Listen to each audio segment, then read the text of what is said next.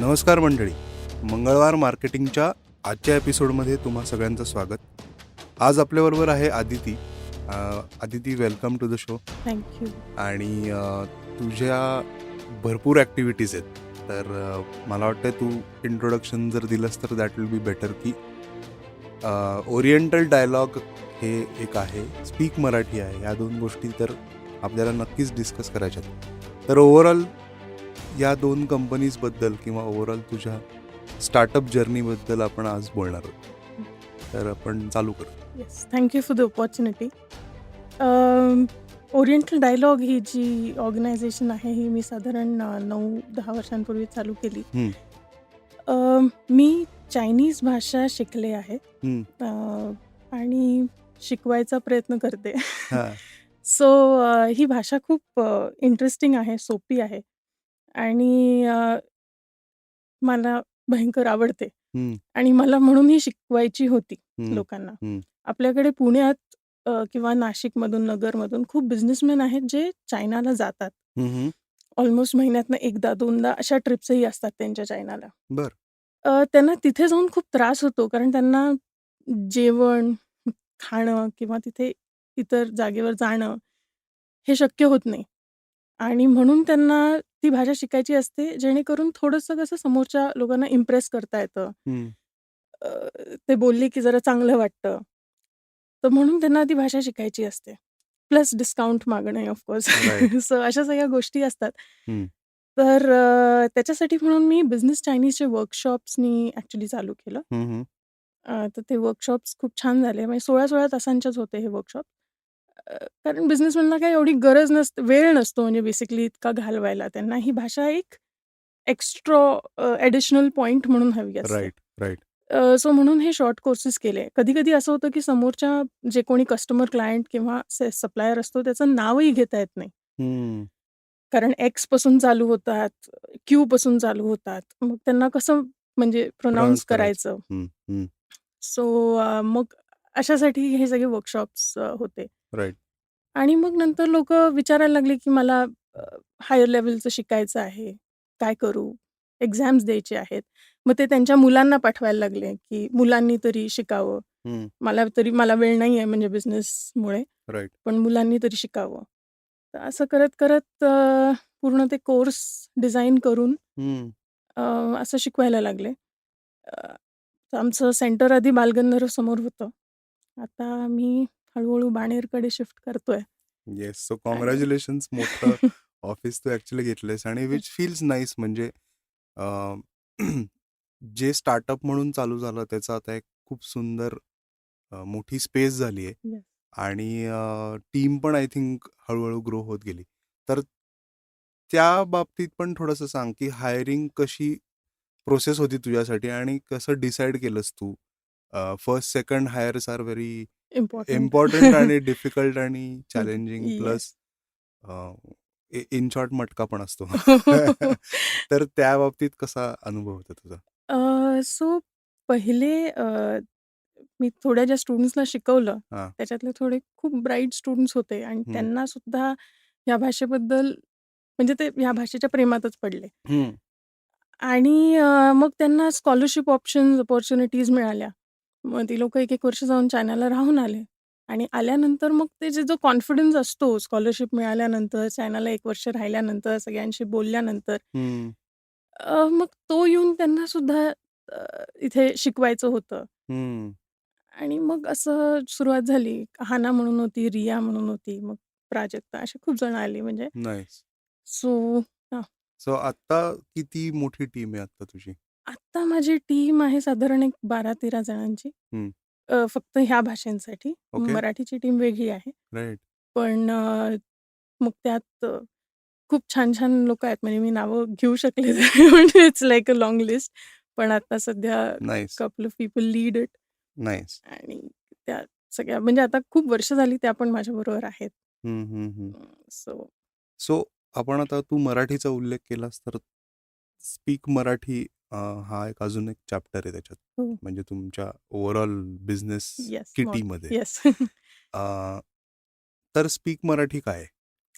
अ, speak Marathi ही अशी organisation किंवा काय स्टार्टअप नाही, बट एन ऑर्गनायझेशन आहे जिथे अ, भारताबाहेर राहणारे जे लोकं आहेत, हम्म, त्यांना जर मराठी शिकायचं असलं, एका अमराठी वातावरणात शिकायचं असलं, राईट. तर ते कसे शिकतील? हम्म, आपण त्यांना बाराखडी, व्याकरण ह्या मार्गाने न घेऊन जाता, गप्पा मारण्यासाठी मराठी जर शिकवायचं असेल, हम्म, तर ते कसं म्हणजे आपण शिकवू शकतो?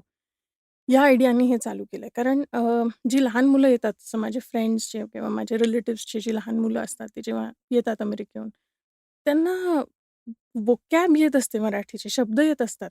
हम्म, पण त्या शब्दांचं वाक्य कसं बनवायचं, हे कळत नाही. कधी-कधी अतिप्रमाणात त्यांना मराठीचे शब्द म्हणजे असं तांबडा रंग असे शब्द येत असतात. हम्म, पण ह्या शब्दांचं करू काय? मला हे नाही म्हणता येत, की लाल रंगाचा शर्ट घालायचा आहे. कारण ओ राईट. घालायचा आहे हे जे वर्ब कॉन्जुगेशन ज्याला आपण म्हणतो, करेक्ट. हे नाही कळत. राईट.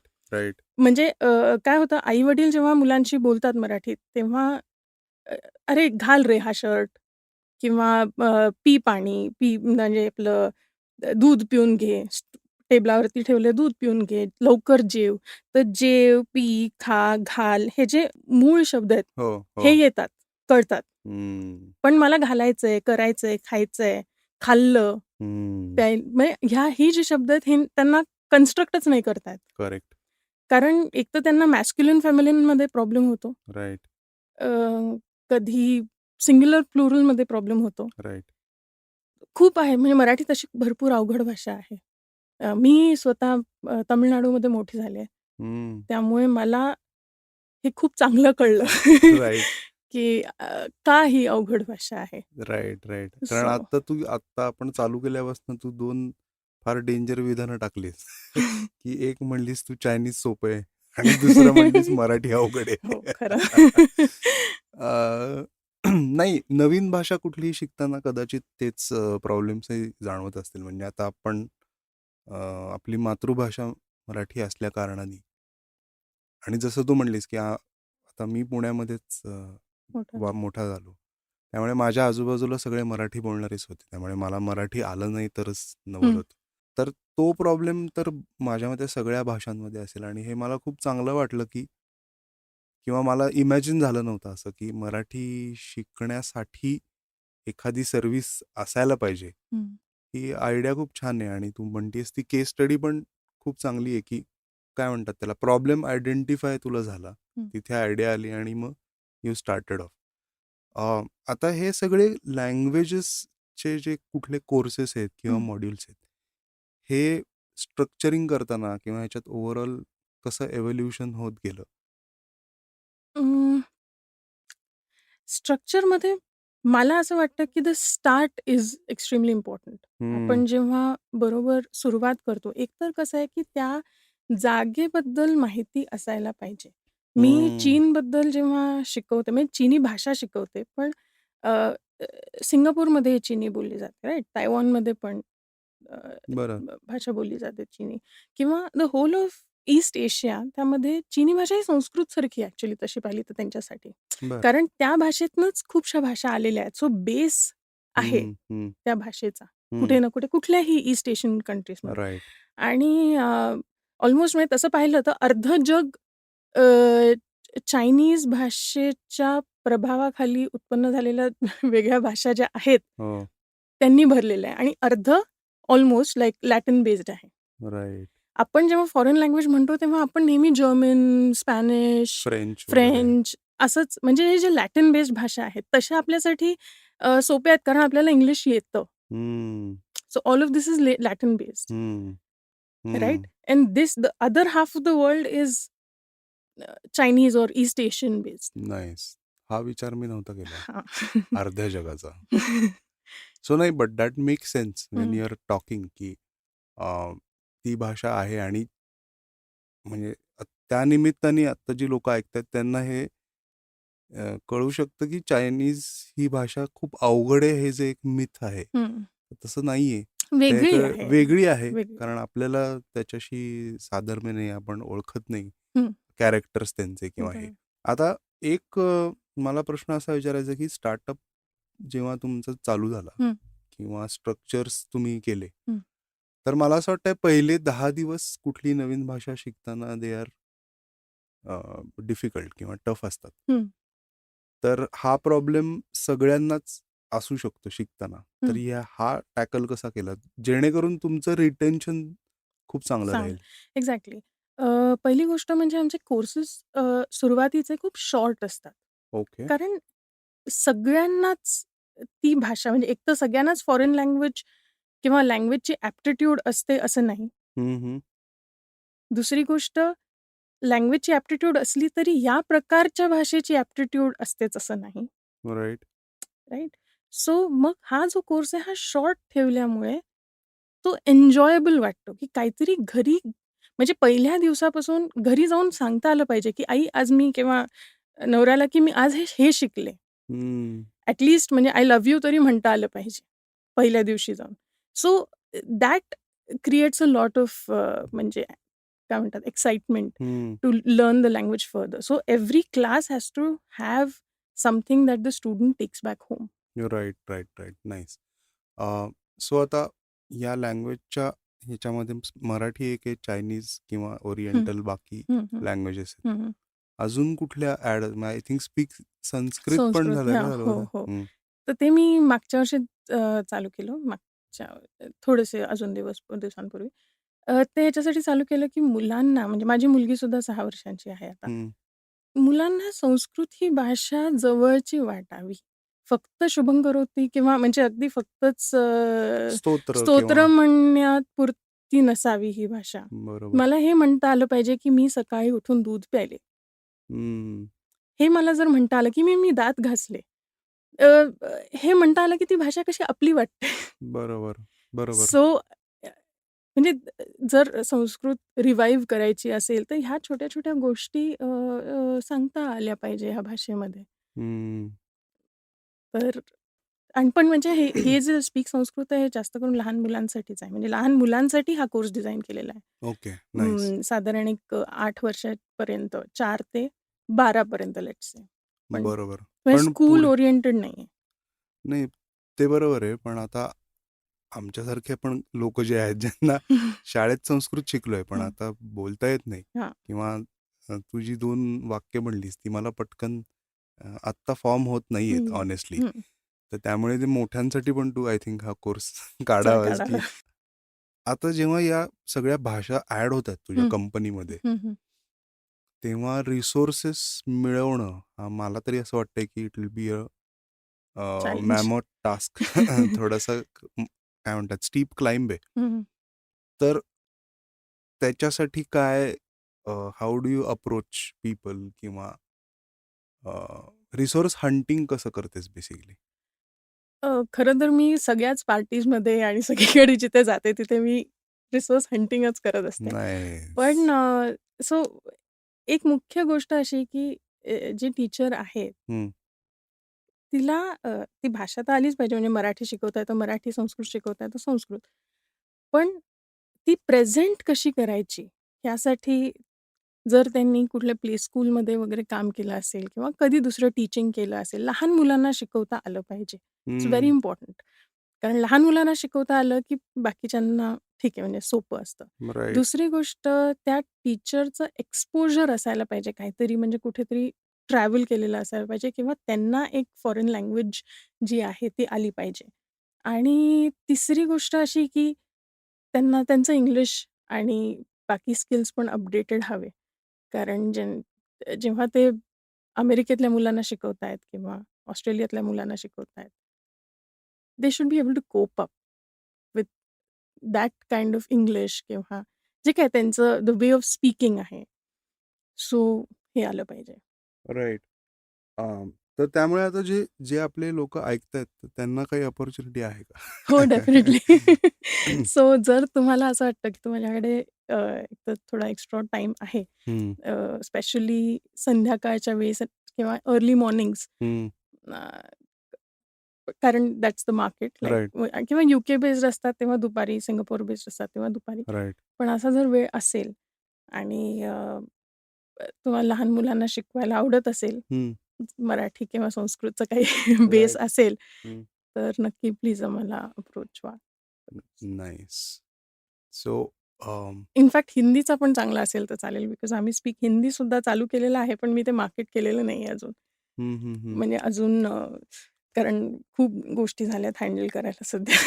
एक्झॅक्टली मी आत्ता त्याच्याकडेच येणार होतो, की आता हा सगळा लँग्वेज आणि हा भाग आपण स्टार्टअपचा एक्सप्लोअर केला तुझ्या. हं, आता थोडं ॲडमिनकडे येऊ आपण, हं, किंवा ज्या नॉन बिझनेस गोष्टी असतात, हं, डिरेक्टली म्हणजे ज्या बिझनेस गोष्टी नसतात, हं. तर त्या कसं काय तू शिकत गेलीस, किंवा तो जर्नी कसा होता? कारण की 10 वर्ष ऑलमोस्ट तू ही कंपनी चालवतेस. हं. बऱ्याच गोष्टी ॲड होत आहेत. हो. लँग्वेजेस असतील, लोकं असतील, स्टुडंट्स असतील. हं, रादर स्टुडंट्स तर खूप ॲड झाले. तर दोन्ही गोष्टी म्हणजे एकतर ॲडमिन आणि एक पीपल अँगल जो असतो, हं. तो कसा हँडल करते? कारण ह्याच्यातनं अनेक स्टार्टअप्सना शिकण्यासारखं काहीतरी मिळू शकतं, की जेव्हा टीम ग्रो होते त्यावेळेस खूप सारे अनेक गोष्टी घडत असतात. हां. तर ते कसं काय हँडल केलंस? खरं तर माझी टीम जी आहे ना, खूप जास्त स्ट्राँग आहे म्हणजे टचवूड. हं. पण माझ्याबरोबर अक्षता म्हणून एक आहे, हां, हां. जी ट्रेनर पण आहे. पण she is been a strong support. हं, हं. तर ती ॲडमिनचं ऑलमोस्ट आय थिंक 60-70% तीच बघते. हं, हं. आणि ती माझी म्हणजे वी रिअली लाइक दिवसभर आमचे constantly we are connected to each other. आणि ती खूपशा गोष्टी म्हणजे ऑफकोर्स लाइक चायनीज, मॅन्डरिन आपलं जॅपनीज, कोरियन ह्या हं. गोष्टींचं. राइट. अजून रुजुता म्हणून माझ्याबरोबर एक स्ट्राँग सपोर्ट आहे. तर ती हे संस्कृत मराठीचं बघते. नाईस. संहिता म्हणून आहे, दीपा म्हणून आहे, ती संस्कृतचं बघते. सो आम्ही असा काय झालं की इतके वर्ष झाली आम्ही सगळे एकत्र आहोत. नाईस. अजून 1-2 जणी आहेत.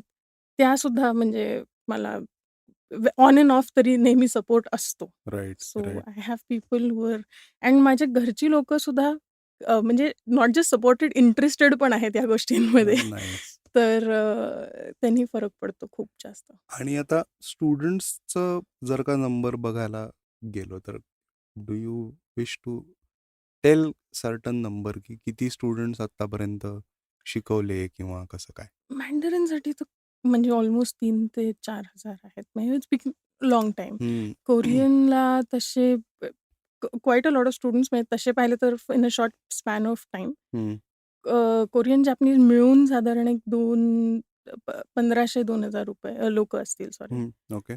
स्टुडंट्स म्हणजे राइट. शिकून गेलेली हां, म्हणजे कारण वेगळे-वेगळे कोर्सेस असतात. Correct, correct, correct. Speak Marathi one on one असतात. असं ग्रुप सेशन्स नाही आहेत. राइट. सो त्यात सुद्धा एक 300 ते 400 स्टुडंट्स. क्या बात है! हां, म्हणजे nice. That's a big good number. Number या गुड हं. नंबर. नाईस. मगाशी तू जेव्हा टीमचं सगळं डिस्क्राईब करत होती, त्याच्यात तुमच्या नवीन ऑफिसच्या बाहेर तुम्ही एक पाटी लावा असं माझं सजेशन आहे, की मेन नॉट अलाउड. बहुतेक सगळे सगळे फिमेल्स म्हणजे विमेन विमेन टीम आहे. विमेन टीम आहे पूर्ण. पण येस लेट्स असं काही म्हणजे असं काही पण असं नाहीये ती अशी ठरवून झाली. नाही, झाली. झाली. नाईस, बट दॅट्स अ म्हणजे माझ्या हे आधी लक्षात नव्हतं आलं when I was researching about your company, आणि मी बघितली टीम. पण मला हा थॉट नाही आला. पण आत्ता बोलता बोलता मला नक्की असं जाणवलं, की अरे ह्यांच्याकडे फक्त वुमन पॉवर दिसते. But which is good to have म्हणजे. पण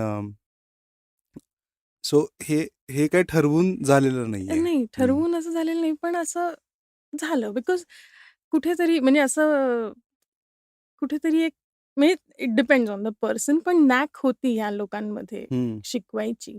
नाईस, तर मग इट्स जस्ट ते जे घडलं म्हणजे असं नाईस, नाईस. नथिंग असं काही प्लॅन नव्हतं. येस. आता मला विचारायचं आहे, की the marketing side of your business. तर तिथे काय, how how is your strategy? की कारण आमच्याकडे एक आपल्या पॉडकास्टवरती एक जॅपनीज हं, हं. ऐकलं मी. शिकवणारी पण आली होती, येस. जाई वर्तक म्हणून. हो. तर she is also doing quite good. हं, म्हणजे आता हं. तिच्याकडे तर वेबसाईट वगैरे पण नव्हती तेव्हा. आय हं. एम नॉट शुअर आत्ता असेल का. येस, सो मार्केटिंग त्याचं how are you doing it? किंवा तिथे तुला काही चॅलेंजेस आहेत का?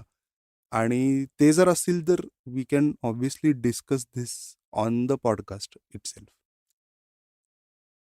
चॅलेंजेस असे नाहीत, पण with times the kind of marketing strategy has changed.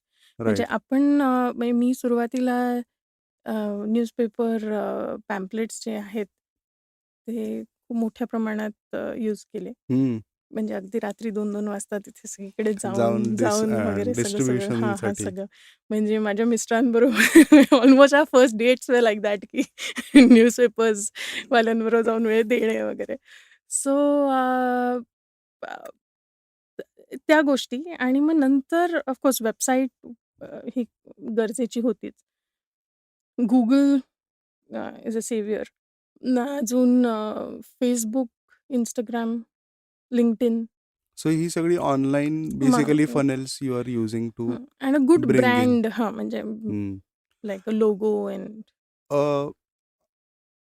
Personal recommendations किंवा वर्ड ऑफ माउथ नी किती फायदा झाला तुला? हां, ऑलमोस्ट 60-70% लॉट. म्हणजे आता हे जे पॅम्पलेट्स जातात ना, नाईस. ते पॅम्पलेट्स गेल्यानंतर त्याचे डिस्कशन घरी कोणाचं होतं, हं. त्याच्यावरतून तर येतातच. पण जेव्हा लोकं शिकून जातात किंवा इव्हन आपले जे फ्रेंड्सचे फोटोज जेव्हा आपल्याला Googleवरती दिसतात, "अरे, अरे, हा शिकलाय वाटतं ह्यांच्याकडे." Right. You know that kinds. तर तसा तो तसंही हे खूप होतो. इम्पॅक्ट होतो. Amazing, amazing. So I think he journey खूप इंटरेस्टिंग हं. असणार आहे. कारण की आय एम शुअर की अ, जितक्या साधेपणाने तू सांगतेस की काही चॅलेंजेस नव्हती, नाही, ती नाही. तशी नसणार आहेत. पण इट इज गुड की इन्स्पायरिंग आहे की हं, 10+ वर्ष एखादी स्टार्टअप चालू ठेवणं, ती ग्रो करणं हं. आणि ग्रो करून ती अशा एका स्टेजला आहे की जिथे नाव it will again take more leaps. तर that is also very satisfying. आता या सगळा जो मधला 1-2 वर्षाचा जो पिरियड होता, हं. ज्याच्यात पॅन्डेमिक आणि हे सगळं ह्याच्यामुळे, तिथे तुम्हाला टीचिंग मेथोडॉलॉजी चेंज करावी लागली का?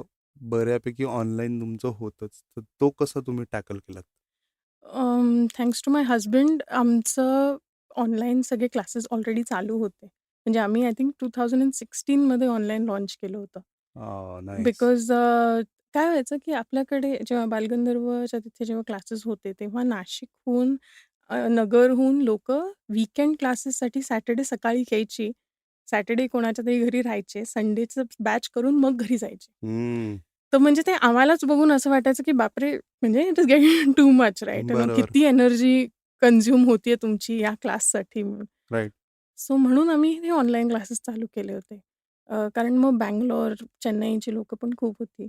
हं, हं. अ, तर म्हणून आम्ही चालू पण तेव्हा काय झालं होतं, की तेव्हा people were not used to these म्हणजे Zoom सेशंस किंवा तर लोकं म्हणायचे, "नहीं, हमारे पास लॅपटॉप ही नहीं मैडम, अरे हमारा इंटरनेट कनेक्शन ही खास नहीं है." हं. मग असे सगळे प्रश्न असायचे. पण तरी ज्यांना आवडायचं ते करायचे हं, हं. Online sessions.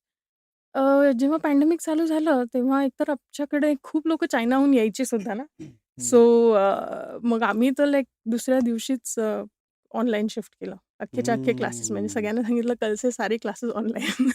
आप मत आओ, कोणी नाही यायचं. So right. मग आमचं आणि सगळं मटेरियल रेडी होतं. काहीच हं. प्रॉब्लेम नव्हता मला सो एकदम तुम्हाला स्मूथ. पिकअप करायला फार वेळ नाही हां, रादर म्हणजे काहीच वेळ लागला काहीच नाही. नाही वेळ लागला. म्हणजे स्टुडंट्सकडनंच होतं, की "नहीं मॅम हम आएंगे." म्हटलं, "नहीं आप मत आओ." कोणी हं. नका येऊ क्लासला. राइट. सो असं व्हायचं. Nice, nice, nice, nice, nice. So आता ते जे इन्फ्रास्ट्रक्चर बिल्डिंग आहे, सो त्यामध्ये एक आय-टीचा पण भाग येतो. हो. मग ते त्याच्यासाठी कोणी तुम्ही हायर माझे केलं? हसबंड. नाईस. हायर नाही पण त्यांचा नाईस. सपोर्ट असतो. याह. आता मराठीच्या परत आपण ह्याच्यावरती येऊया, स्पीक मराठी. हं. तिथले काही अनुभव शेअर करू शकशील, की खूप इंटरेस्टिंग होते, तुम्हाला शिकायला मिळालं किंवा काही गुगली पडले असं? व्हॉटएव्हर. नाही, नाही. खूपच सुंदर अनुभव आहेत. म्हणजे सुरुवात केली होती तेव्हा असं होतं, की जास्त करून लहान मुलांना शिकवणे वगैरे. पण हं, आपल्याकडे आता सध्या अशी लोकं जास्त आहेत, जी मोठी आहेत, हं, ज्यांनी मराठी मुलं किंवा मुलींची लग्न केलेली आहेत किंवा लग्न करायची इच्छा आहे त्यांची. असे खूप हम्म. आहेत. आणि त्याच्याहून अजून एक असा अनुभव आहे, की जे अमेरिकन आहेत, like American citizen, not Indian ओरिजिनचे, अमेरिकन ओरिजिनचे हं, अमेरिकन लोकं, हं, जी इंडियातल्या मुलांना अडॉप्ट करतात. हं. तर अशा ज्या आया आहेत, त्या म्हणतात, की मला माझ्या मुलाचं मराठी पण जपायचं आहे, म्हणून मला मराठी शिकायचं आहे. सो शी इज हं. अन अमेरिकन, म्हणजे अशा 1-2 जणी आहेत. शी इज अन अमेरिकन, जिनी मराठी लहान बाळाला अडॉप्ट केलं आहे आणि तिला त्या बाळाचं मराठी पण it's it's just beautiful, very touching. Nice. Exactly मी आता तोच विचार करत होतो. अं, अनेक पालक मराठी जे आहेत त्यांना शिकवायचं नाही. मराठी शिकवायचं नाही पेक्षा तो आपण थोडा काय म्हणतो मागे पडत चाललंय आणि हं. तो शिफ्ट होतोय म्हणजे की नाही बोलत आहेत लोक मराठी किंवा नाही पटकन लक्षात येते हं. किंवा मिक्स्ड मराठी. मिक्स मराठी तर आपण हं. खूपच बोलतो बोलतात. म्हणजे हां. आता सुद्धा आपण तसंच नाही बोलतो. हरकत नाही. कारण मला असं वाटतं, की आता तंजावरचं जे मराठी आहे ते तमिळ मिक्स्ड मराठी आहे. तर अमेरिकेचं मराठी किंवा इंग्लिश मिक्स्ड असू शकतं. म्हणजे नाही असू तसं शकतं. माझं म्हणणं आहे, की तो जो थॉट आहे, की हं, ॲट आपल्याला त्यांना 10 वाक्य आली पाहिजेत किंवा हं, 25 वाक्य आली पाहिजेत. बेसिक काही गोष्टी आल्या पाहिजेत.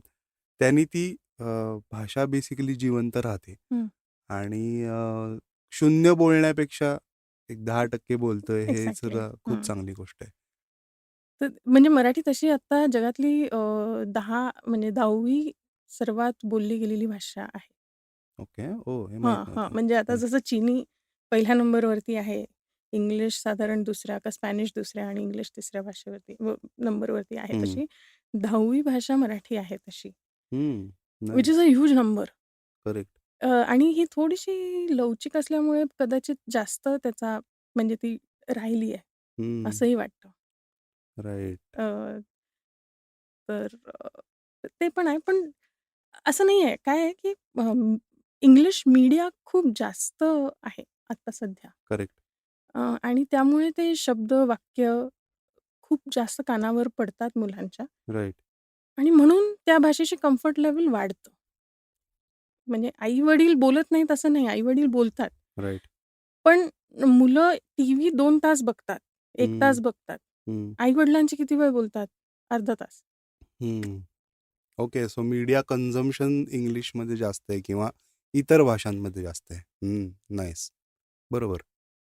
नाही आणि आपल्याला सुद्धा आता अ, इंग्लिश ही फॉरेन लँग्वेज वाटत नाही. हं, म्हणजे it is not a foreign language correct, आपल्यासाठी. करेक्ट.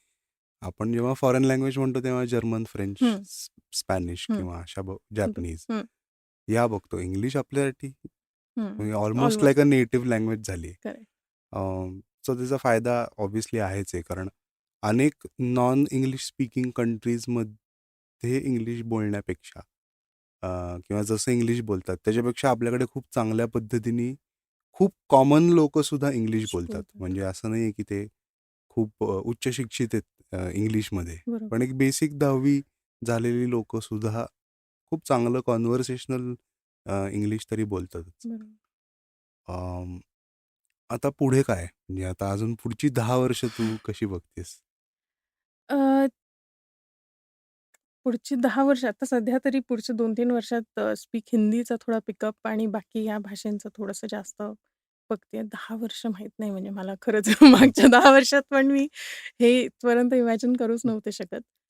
पण बघू आता थोडंसं काय आय-टी बेस्ड किंवा आय डोंट नो फ्रँकली. पण मग तू असं असं म्हणजे अगेन क्युरिओसिटी म्हणून विचारतोय. हं. पण मी 10 वर्ष स्पॅन उचलला कारण 10 वर्ष झालेली आहेत. हां, हां. जेव्हा 1-2 वर्ष किंवा पहिलं वर्ष असतं स्टार्टअपचं तेव्हा मी 10 वर्ष जनरली विचारत अच्छा. नाही. हं.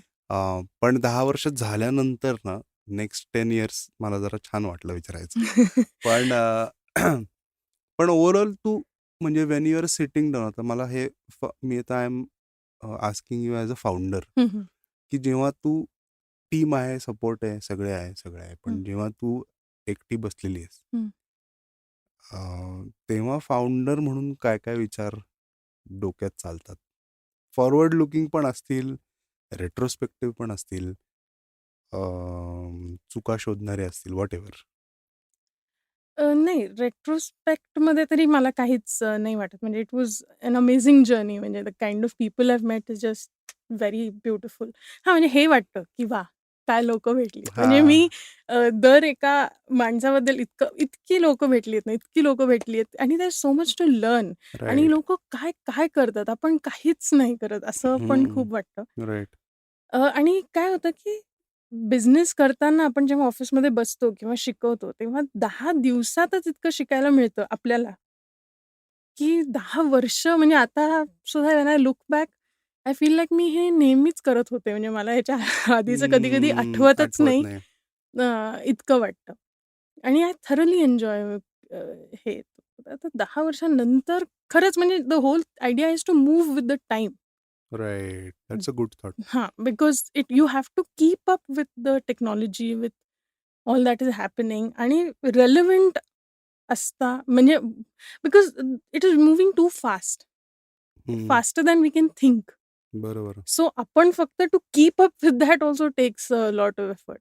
Right. So even if I am able to keep up with the times it will be great. नाही, डेफिनेटली आय थिंक तुला ते जमेलच. टीम पण खूप सुंदर बिल्ड होती आणि अ, जसं मगाशी तू म्हणालीस, की लिसनर्सना सुद्धा they have an opportunity to work for you or with you. तर Aditi, it has been a wonderful conversation. तर मला असं वाटतं, की शेवटी 1-2 चायनीजमध्ये तू ओके, ह्याचं शुअर. सांगता कर. त्याच्या आधी मी आधी राम-राम म्हणून टाकतो, म्हणजे बाकी लोकांना काही कळणारच नाही. But Aditi, thanks a lot. खूप मजा आली. Any help needed from my side, I will always be there. Yes. आणि मंगळवार मार्केटिंग पण वेगवेगळ्या भाषांमध्ये कसं करता येईल, जाऊ दे, हे नको नाही, नको पण इट्स जायला अ तिथे. Good idea. It's a good idea, की म्हणजे सो सुरुवात. ऑडिओचं पण म्हणजे आपण आता ॲक्च्युली सांगता करत होतो, पण मला ती आयडिया हं, सुचली, हं, हं. की ह्याच्यात पोटेन्शियल पण भरपूर आहे, जे ट्रान्सलेशन आणि हा भाग पण अजून म्हणजे तुम्ही तो किती करता आय एम नॉट शुअर, कारण तुम्ही टीचिंगमध्ये आहात. हं. पण माझ्या डोक्यातली एक आयडिया अशी आहे, मे बी करतही असतील लोकं. पण अनेक पॉडकास्ट असे आहेत, की जे इंग्लिशमध्ये आहेत आणि खूप चांगले आहेत.